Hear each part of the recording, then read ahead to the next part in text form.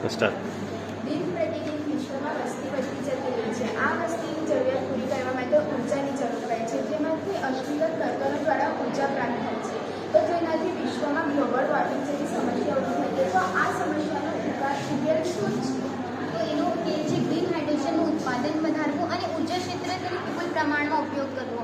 તો આ ગ્રીન હાઇડ્રોજનમાં સૌપ્રથમ અમે સોલર સેલ કે વિન્ડમિલના મદદથી ઉત્પન્ન થતી વિદ્યુત ઊર્જાની મદદથી ઇલેક્ટ્રોલિસિસ પ્રક્રિયાથી હાઇડ્રોજન અને ઓક્સિજનને છૂટા કરીએ છીએ। પછી તેને સ્ટોરેજ ટેન્કમાં લઈ જઈ તેનો સંગ્રહ કરી શકાય અને જે તે જરૂરિયાત અનુસાર આપણે તેનો ઉપયોગ કરી શકીએ છીએ। તો હવે તમને થશે કે ગ્રીન હાઇડ્રોજન શું છે?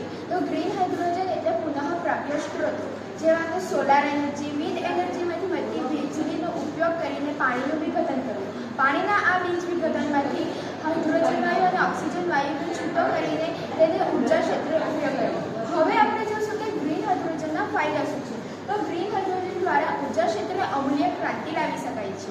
અને ગ્રીન હાઇડ્રોજનનું ઉત્પાદન કે વપરાશમાં કોઈપણ પ્રકારના ગ્રીન હાઉસ વાયુનો ઉપયોગ પણ થતો નથી, એટલે કે 100% ક્લીન એનર્જી છે। હાઇડ્રોજનનું કેલરી મૂલ્ય ઘણું ઊંચું